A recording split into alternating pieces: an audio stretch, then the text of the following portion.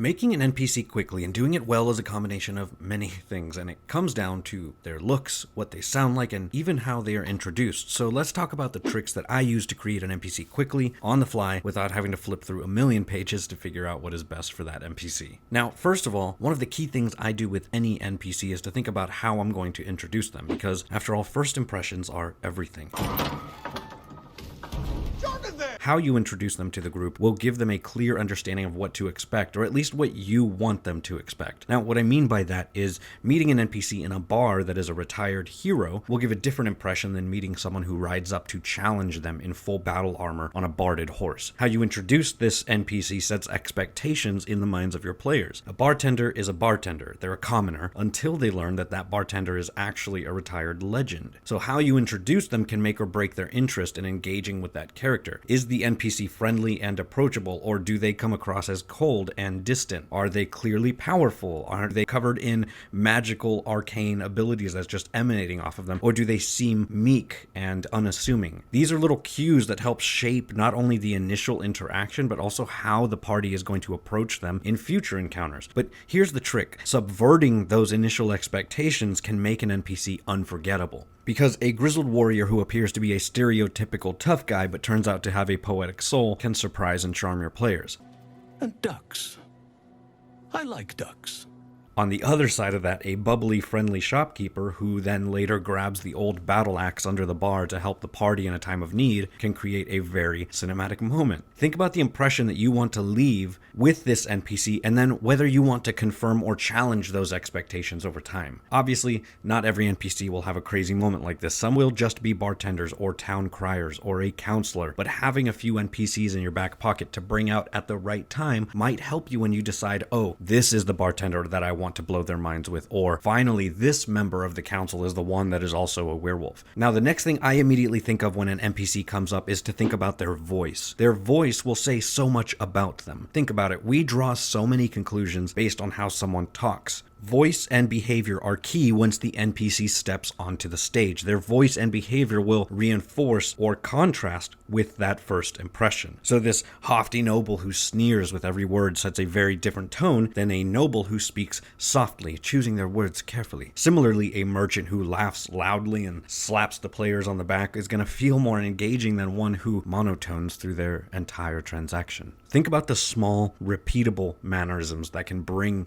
your NPC to life, and how they talk and how they communicate, how their voice shines. Do they always interrupt others? Do they tap their fingers nervously? These are quirks that you can improvise in the moment and don't need to be super elaborate, but it gives the player something to latch onto and something that makes the NPC feel like a person and not just a cardboard cutout. Now, on that note, something to keep in mind is that you can also have two completely different characters with the same voice or the same accent, because the speed with which they talk or the way they use the words can completely differentiate them. For example, two characters might have a thick, gruff accent, but one speaks with slow deliberation, choosing their words carefully, while the other spits out their sentences rapid fire with a touch of aggression. Even with the same voice, their personality and their energy will feel entirely different.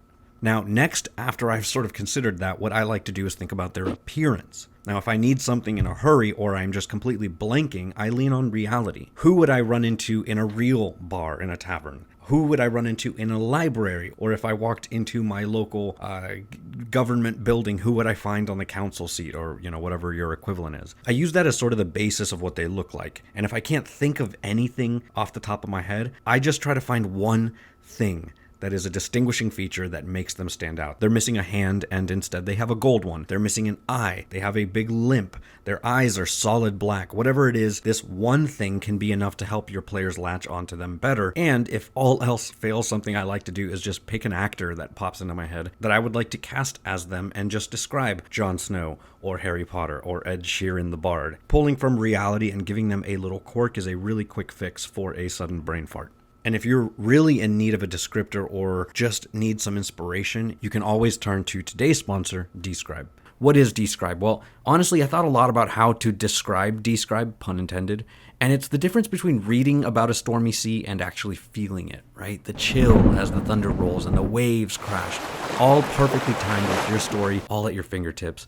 And it's because Describe isn't just bringing sound, it's literally giving life to your adventures, from a massive array of maps to epic battle sounds and ambience and sound effects and immersive text that's already written for you, all the way to truly beautiful music. Honestly, the music alone should win some awards, and it all just makes your sessions so unforgettable. And the best part is that it's created by players for players, so all it takes is one subscription for the whole table. I promise you, if you are one of those DMs that wants to make that leap to make your table just that much better for your players, check out Describe and bring your next session to life. It's the tool I always wanted whenever I ran a game. I'm super excited that I found it. So click the link in the description. Just give it a look. You're already on the internet. Just click the thing, take a peek, and if you want to take the dive, create your account and use my code FANTASYFORGE. Now, once I have introduced the characters and I know what they look like, then I can start to go a little bit deeper. And this is where you want to consider 1 or 2 quick questions to flesh them out. Usually, you want to be thinking about this while your players are talking about how they are going to interact with them. That way, you are not sitting there in silence and you're using their time on stage as sort of your moment for figuring out these questions. Now, for me, there are only 2 things that I really need, but you can figure out what questions you would prefer to ask in order to flesh them out. But I like to find out what their goal is.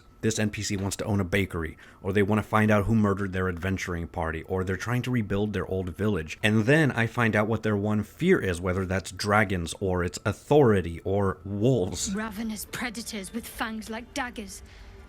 It's hardly an irrational fear to harbor. Having a goal and a fear is more than enough to use as kindling for your role-playing. I've said it before in other videos, what you fear and what you want are going to dictate a lot of what your role-playing is, because based on the answer to those 2 questions, you can really start to understand the motivation for characters and how they're going to interact with different types of people, how they're going to interact with different situations. Those 2 questions can really motivate everything that you need to know about your NPC. And if you really want to make them stand out with one or both of those things, put that in conflict with the party. So their goal might be the exact opposite of the party's goal. Or maybe the young barback has always wanted to leave town and become an adventurer, that's their goal, and they ask the party if they can join them.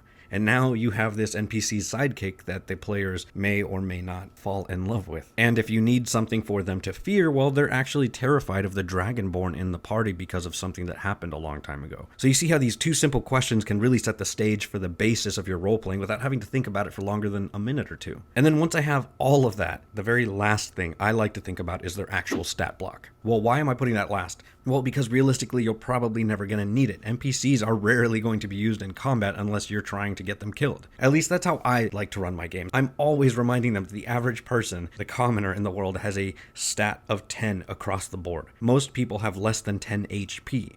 The party, they're the main characters. So an NPC 9 times out of 10 is not going to be a challenger in a fight or a fighter that's in the fray. But just in case, if you happen to need one, the easiest thing you can do is just find a stat block that most closely resembles what you need. This NPC they met is a city guard, and in this particular city, they are called peacekeepers. Well, there is no peacekeeper in the books, obviously, but there are guards, there are knights, there are bandit captains, and more. Well, I'll take a standard guard, give them a higher con or a higher wisdom because maybe they're a little magical. I swap out their weapon with something that makes sense, and I give them the ability to zip line to any place they can see within 30 feet. Well, that's just Misty Step without the magic. And now you have this high-tech zip-lining city guard, and I didn't have to do anything except type in guard stat block 5e on Google. Once you've done this enough times, you don't need to reference their stat blocks often because you can create one on the fly in your head. For example, a guard would have a higher strength or dex depending on their fighting style, and a mage would have higher wisdom or intelligence. Knowing that helps inform your rolls because instead of looking for a stat block, I can just tell myself in my head, well, they have a +3 to this or a -1 because it makes sense without having to go to any source material because it's just based on intuition. At least that's what I do. That's what helps me. I hope this helps you. Let me know in the comments down below what you do to make your NPCs stand out and make them faster, make them better, and feel more alive for your party. Now, I don't mean to sound like a broken record, but I've heard that Tobias was found wandering into that crazy castle in the Feywild, while some of you encountered the Obsidian King that guards the place. The Obsidian King presented themselves to you and then melted away into the shadows. They seem to be letting you pass into the castle. You make your way through it, you find a door that leads into a dungeon. Walking down the halls of this dungeon, you find Tobias. And he's trapped inside a cage, this weird cage of roiling light. He seems to be wreathed in some sort of arcane power, but he's there, and he's alive. What do you do next? Anyways, thank you so much for watching, my friends. Forge on, and we'll see you next time, adventurers.